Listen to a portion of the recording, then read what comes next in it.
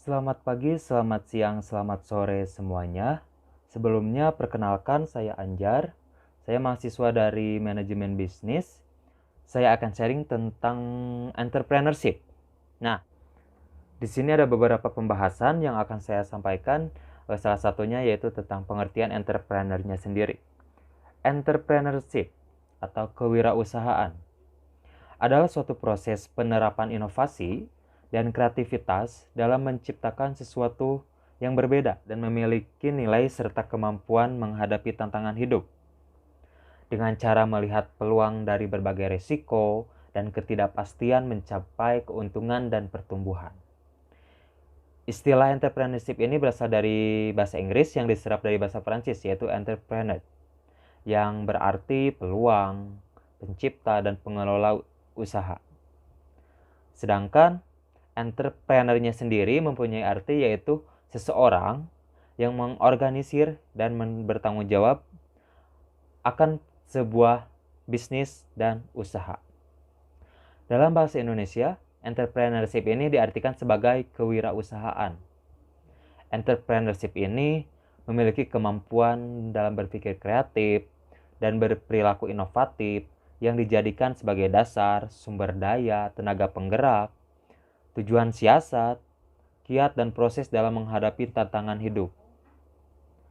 Menurut Princes tahun 2014, dia menyebutkan bahwa kewirausahaan adalah bentuk usaha yang menciptakan nilai lewat pengakuan terhadap peluang bisnis, manajemen pengambilan resiko yang sesuai dengan peluang yang ada dan lewat keterampilan komunikasi, dan manajemen untuk mobilisasi manusia, keuangan, dan sumber daya yang diperlukan untuk sebuah proyek sampai berhasil. Menurut Alma pada tahun 2005, dia menyebutkan beberapa sifat yang harus dimiliki oleh entrepreneur. Yang pertama adalah percaya diri. Yang kedua berorientasi pada tugas dan hasil. Yang ketiga pengambil resiko. Yang keempat kepemimpinan. Yang kelima keorisinilan. Yang keenam berorientasi pada masa depan. Dan yang terakhir adalah kreativitas dan inovasi. Apa saja tahapan-tahapan menjadi seorang entrepreneurship? Proses entrepreneurship ini diawali dengan suatu aksioma, yaitu adanya tantangan. Dari tantangan tersebut kemudian timbul gagasan, kemauan, dan dorongan untuk berinisiatif. Yang tidak lain adalah berpikir kreatif dan bertindak inovatif sehingga tantangan yang tadi disebutkan sebelumnya teratasi dan terpecahkan. Menurut Suryana pada tahun 2006, dia menyebutkan beberapa langkah untuk menjadi seorang entrepreneurship. Yang pertama itu adalah tahap memulai, yaitu tahap ini di mana seseorang yang berniat untuk melakukan usaha dan mempersiapkan segala sesuatu yang diperlukannya. Yang kedua yaitu ada tahap melaksanakan usaha, yang di mana dalam tahapan ini seseorang entrepreneur mengelola berbagai aspek yang terkait dengan usahanya, mencakup aspek seperti sumber daya manusia, kepemilikan, dan organisasi. Tahapan selanjutnya yaitu mempertahankan usaha.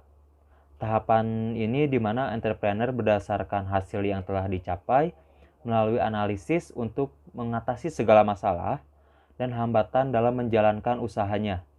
Terakhir, ada tahap pengembangan usaha. Tahap ini adalah di mana entrepreneur atau wirausaha berdasarkan hasil yang telah dicapai melakukan analisis perkembangan dan inovasi untuk ditindaklanjuti sesuai dengan kondisi yang dihadapi.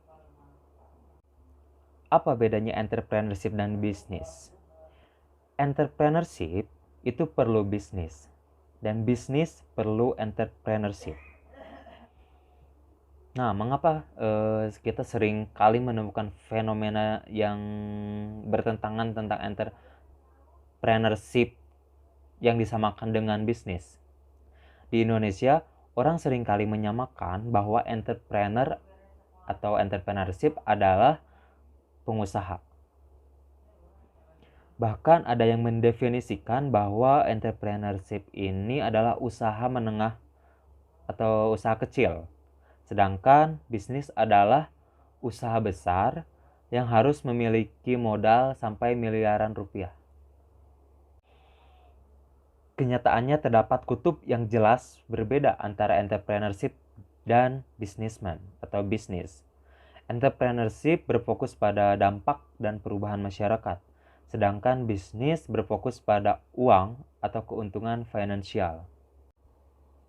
Alasan mengapa kita harus menjadi entrepreneurship, di sini ada beberapa alasan menurut para ilmuwan atau menurut para pengamat entrepreneur.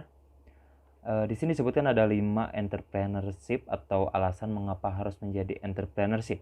Yang pertama itu yaitu Anda dapat menjadi seorang yang mandiri terhadap financial Anda.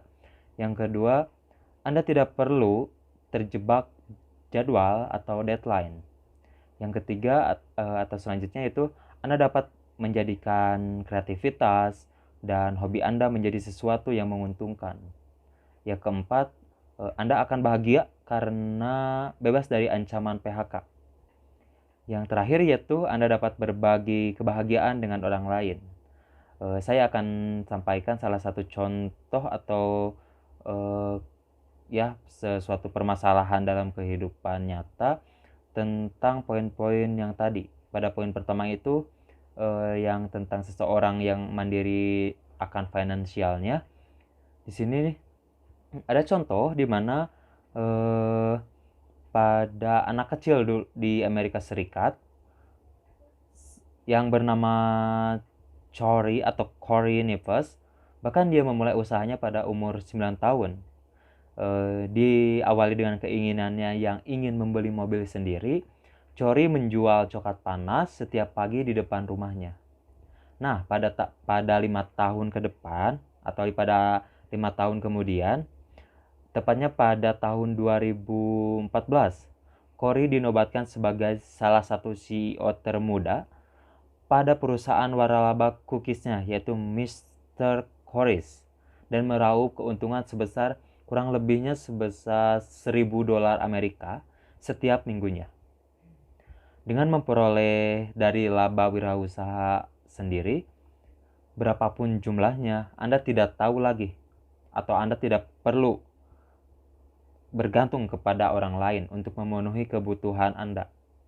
Dengan demikian, Anda dapat dengan bebas memenuhi kebutuhan hidup Anda sendiri, menggunakan hasil kerja Anda sendiri, dan lain sebagainya. Percayalah, Anda akan merasa bangga jika Anda melakukan hal itu dengan hasil wirausaha Anda sendiri.